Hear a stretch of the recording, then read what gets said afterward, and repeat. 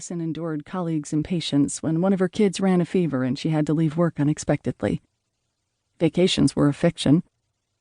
Although by day Allison commanded roomfuls of men in suits, she felt frantic, overwhelmed, and inadequate, particularly after a nanny called in sick or a daycare worker admonished her for showing up late to retrieve her girls.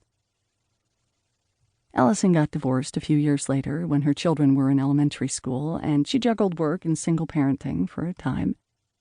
Then she reached a breaking point and quit her job.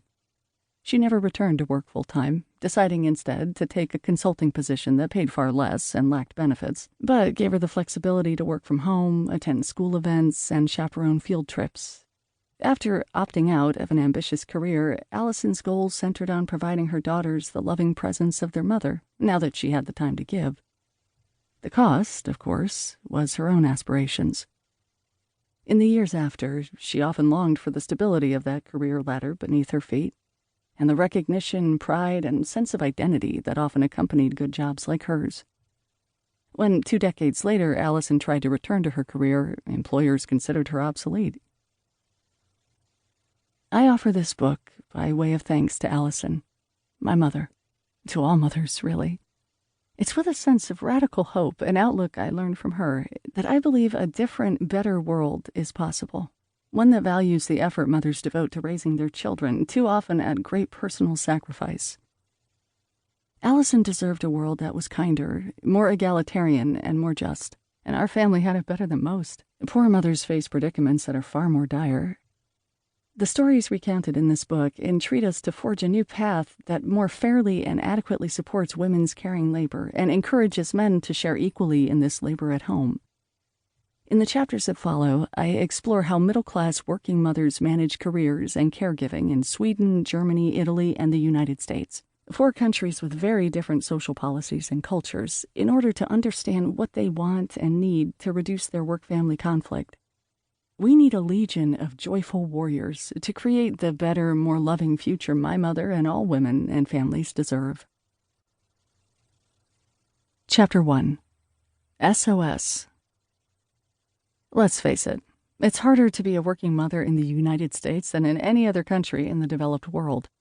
The U.S. has the least generous benefits, the lowest public commitment to caregiving, the greatest time squeeze on parents, the highest wage gap between employed men and women, and the highest maternal and child poverty rates. Alongside Papua New Guinea, it is one of 2 countries on the planet without federally mandated paid maternity leave. It is the only industrialized nation with no minimum standard for vacation and sick days. Most U.S. companies don't offer any policies to support the caregiving responsibilities of their workers.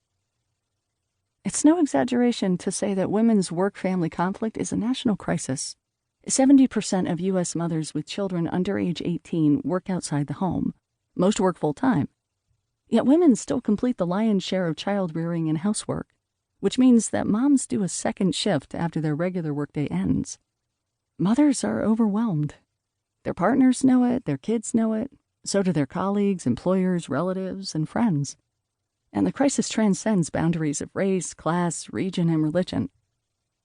The great news is that it doesn't have to be this way. Alternatives to the seemingly intractable hardships that women with children face do exist. This book pushes the work-family debate across national borders to discuss policy solutions to mothers' overwhelm. I draw on wisdom gleaned from 5 years of conversations with 135 employed mothers in Sweden, Germany, Italy, and the United States, to understand what they believe helps and hinders their work-family conflict. I identify what other countries are doing right and wrong in trying to resolve women's struggles. Mothers' tribulations are central to this book, but this is not a chronicle of their despair. Their stories call us to action. Women's work-family conflict perpetually dominates the pages and airwaves of U.S. media outlets. Each election cycle features heated debates about work-family supports. Yet folks in the States have seen little in the way of policy reform after elections end. The truth is that mothers in the U.S. are drowning in stress. To be sure, moms with more resources can keep their heads a bit higher above the floodwaters than those with less capital to marshal in times of need, but no woman escapes the deluge entirely. This begs the question, why has the U.S. done so little to support parents? The truth is, it's not an accident. And it's not the case everywhere in the world.